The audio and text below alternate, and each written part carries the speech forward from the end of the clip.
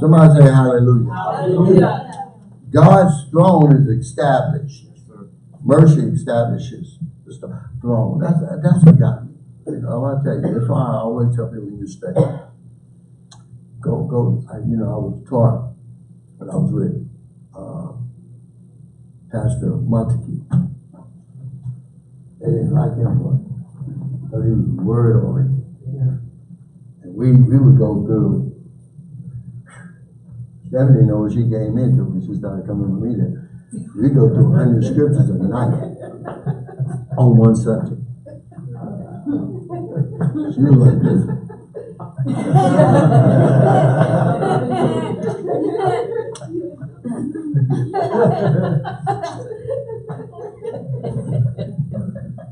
I learned how to go to first mention principles and study and extract the real meaning, the true meaning out of words.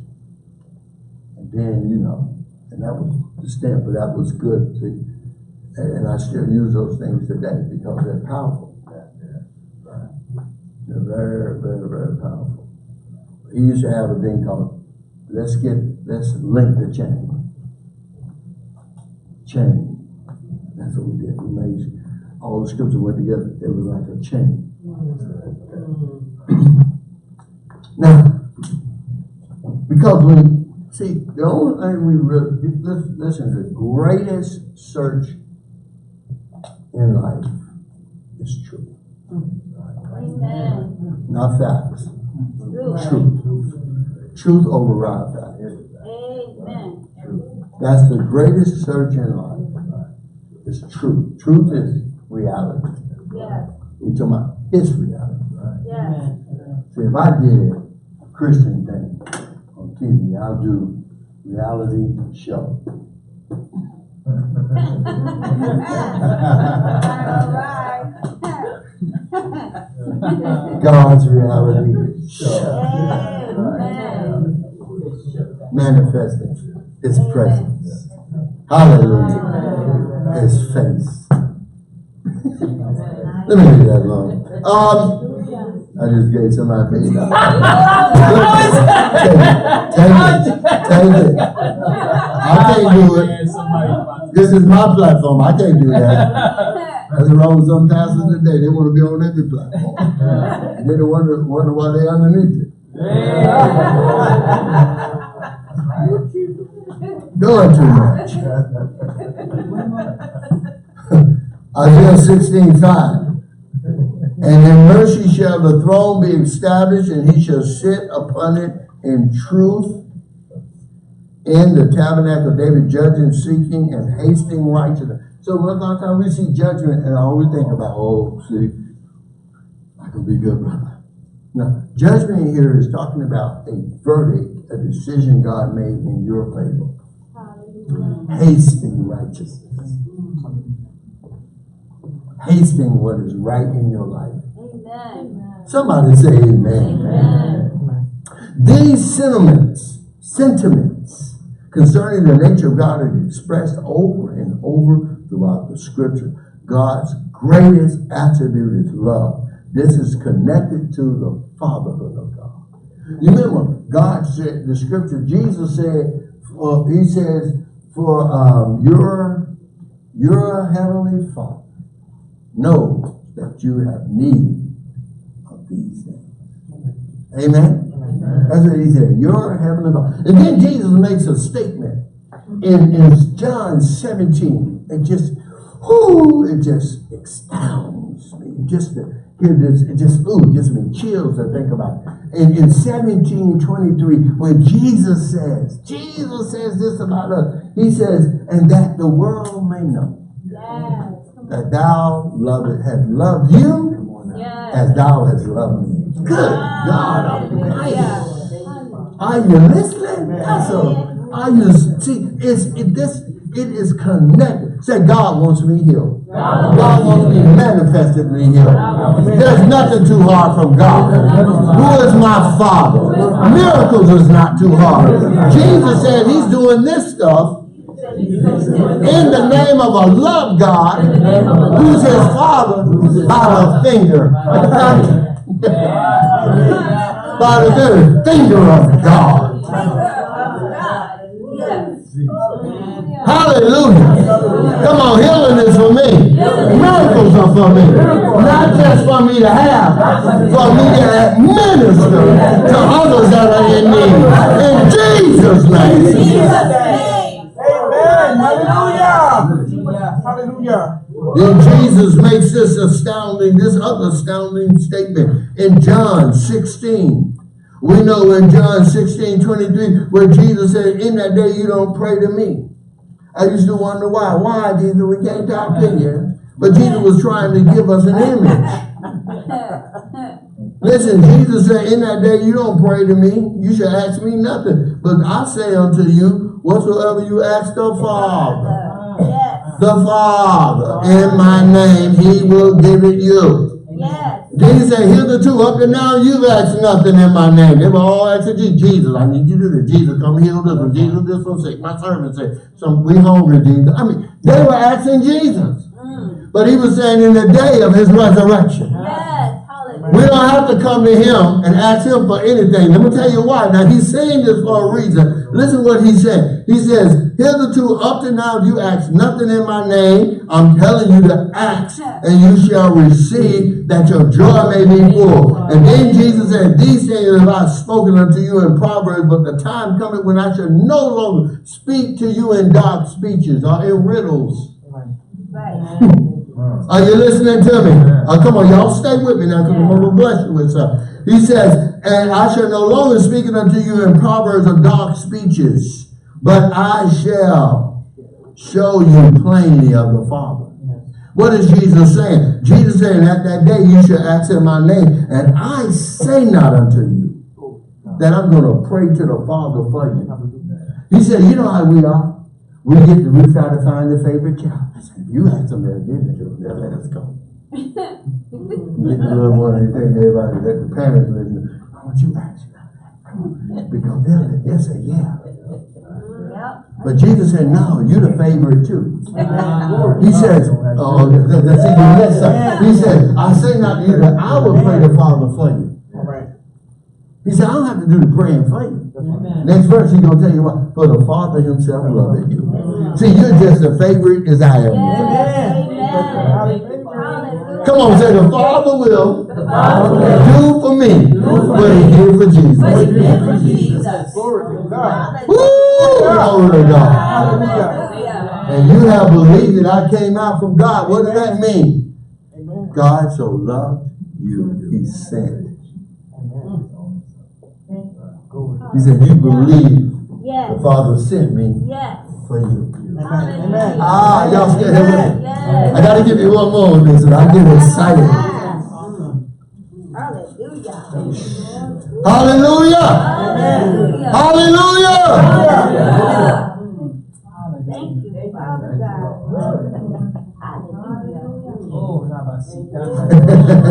Man, you got to just sit and think about that.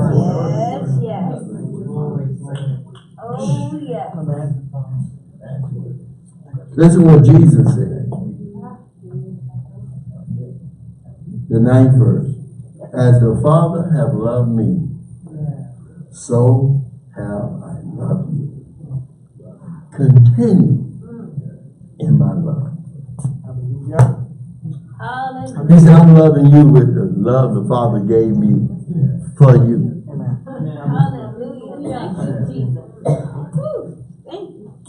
Thank you. You listen. I don't know how much y'all can stand. I want to get to this piece here. Can I get to this piece? Yeah, get to the. This. I need to hear everybody say yes. I mean, not long. You know, I want to look it over like.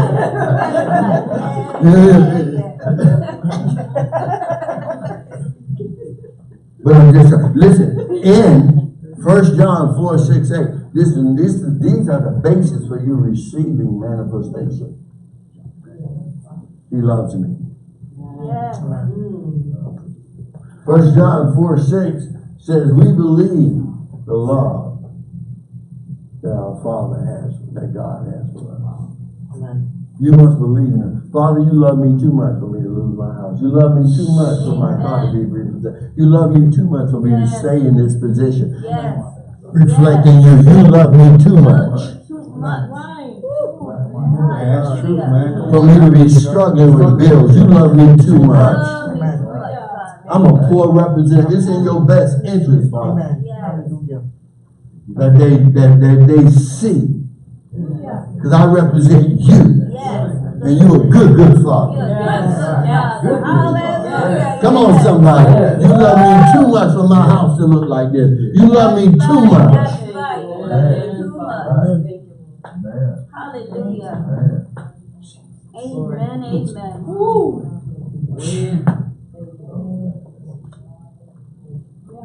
The most conspicuous statements in Scripture about our Heavenly Father are the declarations concerning His love, His mercy, and His compassion.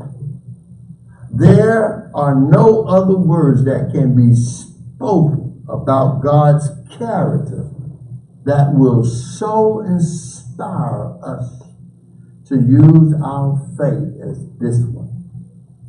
It is not what God can do, but what we know He yearns to do. Yes. That inspires us to release our faith. Hallelujah. See, everybody, God is able. Yeah. There's a lot of people able, but you don't know if they will.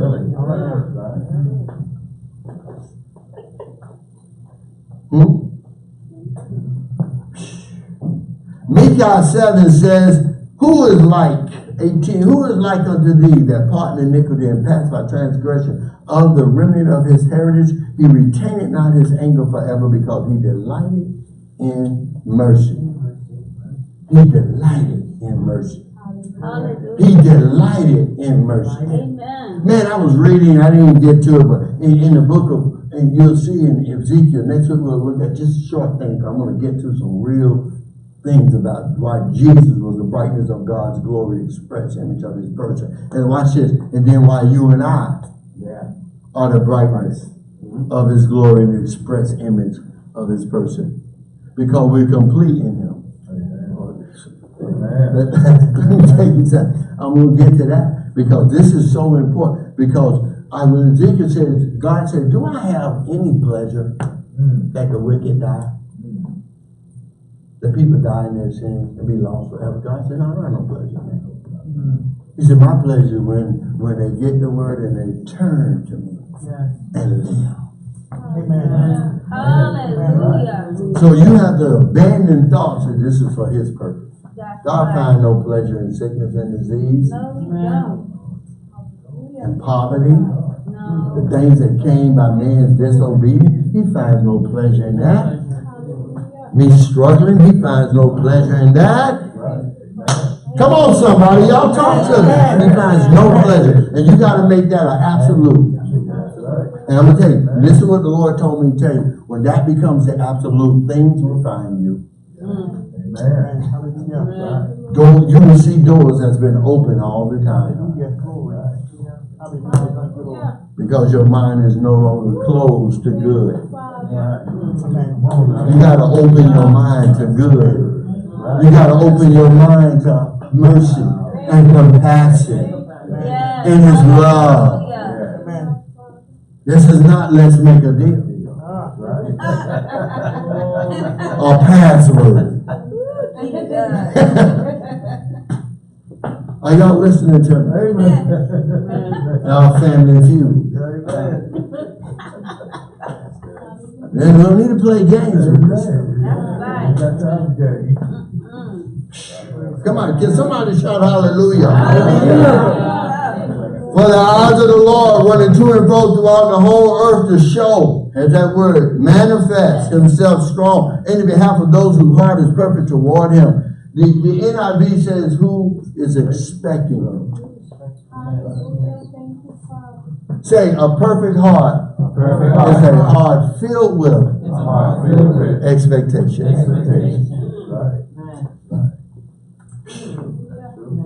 Say, I expect Everything God said. Everything God said. Everything God promised. Everything God Everything God's done for me in Christ. To manifest now.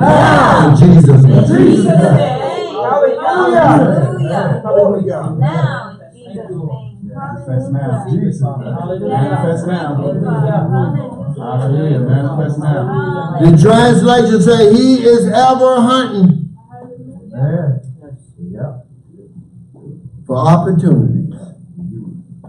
This is where he was in the Old Testament. To gratify his benevolent heart. He's looking somebody that will unfrustrate his love. Hallelujah. Unfrustrated. Yes. I made up a word. I know. I know what you mean. I know what you mean. Unfrustrated. That's right. To take away his frustration. Amen. Because he's hunting for somebody. Oh, Jesus. All right. Benevolence is the great attribute of God because he delighted in mercy. He is infinitely good. Say he's infinitely good. Infinitely good. Hallelujah. Hallelujah. He is infinite. Ooh, yes, Lord. Everything Jesus did was a reflection of the Father's attitude. Was a reflection of the Father's will. You remember in John 5:30, where Jesus said, I can do nothing of my own self. Of my own self do nothing. As I hear, I judge. My judgment is just because I seek not my own will, but it's the will of the Father. Yes, hallelujah. Which have sent me. So everything we see Jesus doing, it was the Father's will. Yes, it was. Hallelujah. Healing is the Father's will. Provision is the Father's will. Deliverance is the Father's will. Cancellation of debt is the Father's will. Forgiveness of sins is the Father's will. Can you shout hallelujah? Hallelujah. It is your will, Father. Hallelujah. Hallelujah. Ooh, thank you, Father. That's why in Mark 1:40, there came a leper to him, beseeching him, kneeling down to him, and saying to him, if thou wilt, canst thou make me clean? And Jesus moved with compassion. Yes. Hallelujah. Man, let me tell you the secret. I can't even hold this back now.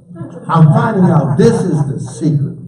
When I see a person, when God has set me in that atmosphere, and they're struggling, I look and see what God's will is for them to be free. I'm moved with compassion. And from that point, when that move, that's divine love in action. And God gets me in proximity to administer, come on, his benevolent self to them. Not giving them a bunch of mumbo jumbo.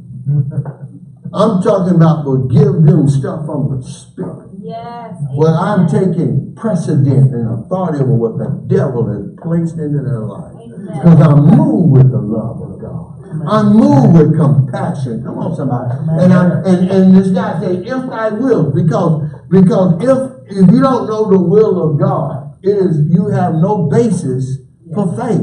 No basis to receive. But Jesus moved with compassion. He put forth his hand and touched him and said unto him, I will be thou clean. From that point when he understood it was Jesus' will, come on somebody, for him to be healed, that touch, that minister, healed him. Amen. Amen. Amen. It is not enough to know God is able. Yes, true. You need to know he's willing. Amen. We get to something on that. We're about to close it, y'all. Y'all got a few more minutes. Amen. Got another 10 minutes, I promise you. Just want to get to this piece and then we're gonna. And I told one of them last night, I said, I don't think we're gonna get further than this, right? So but we finished all the other stuff up that I wrote right down there. And, you know, watch this, he unveiled the compassionate heart of God to the people. That's what Jesus did when he walked the earth. Now this is what we're going to be doing, because we're in his stead. We're in his place now. Right. Are you listening to me? Yeah. How insidiously Satan has worked to hide this glorious truth from the people, that the age of miracles, healing is past, hoping to eclipse the compassion of God from the world.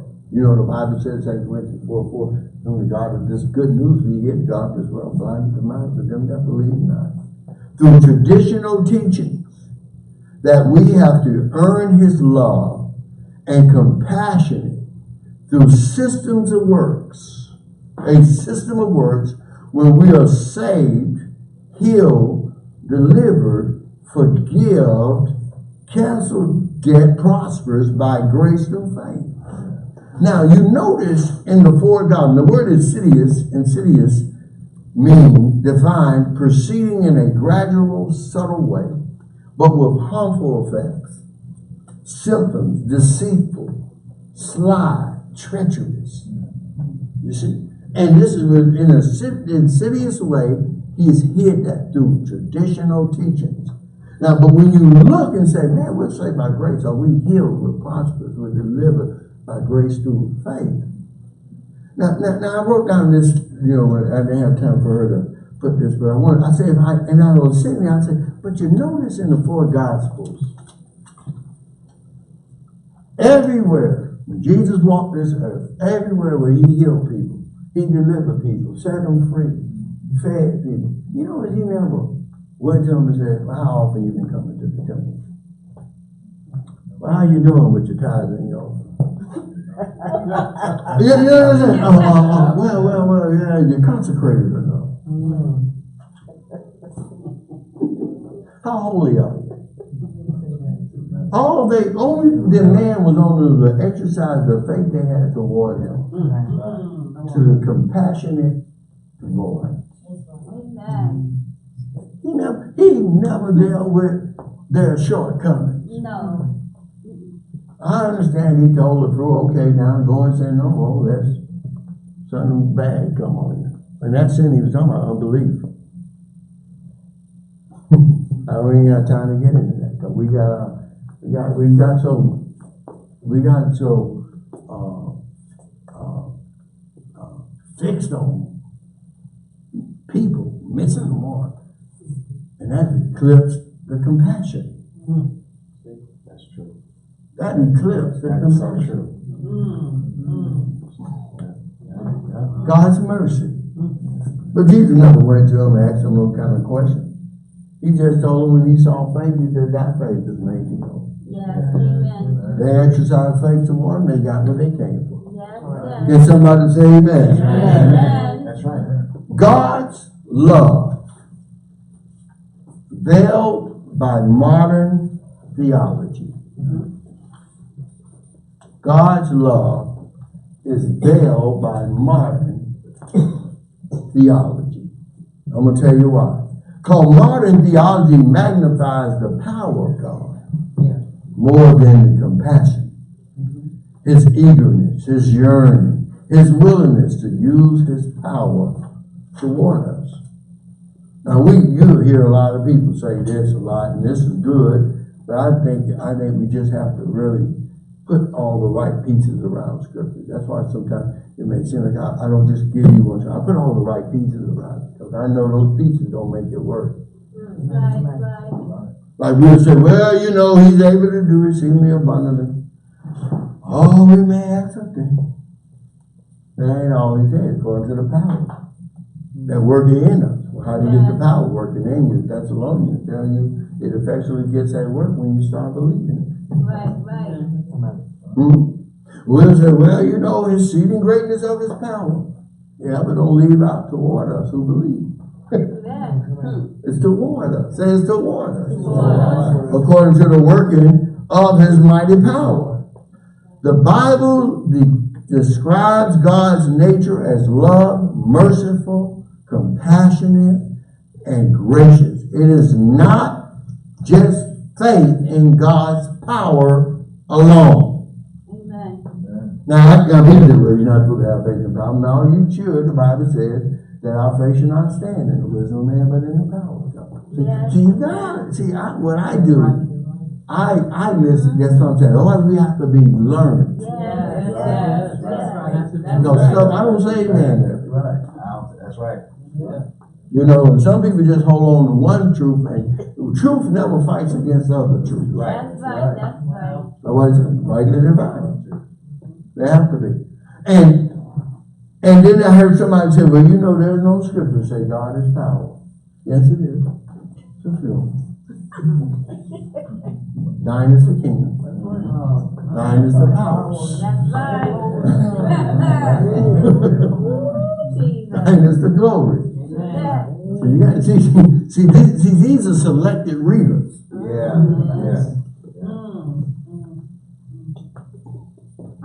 Amen. There is. But I still say that faith in his power alone may be crippling to other people's faith because the enemy will throw in. Well, why is he using it? Oh my God. Yeah, I know he got it. See, I'd rather for you to have doubt in my power that I don't think he can do it, than knowing I can do it but won't do it, and saying I love you. You understand what I'm saying? I would be more comfortable and say, well, I know if you could do it for me, you would do it. Then to say, yeah, he can do it, but he just don't want to. But he said, man, I'm his boy.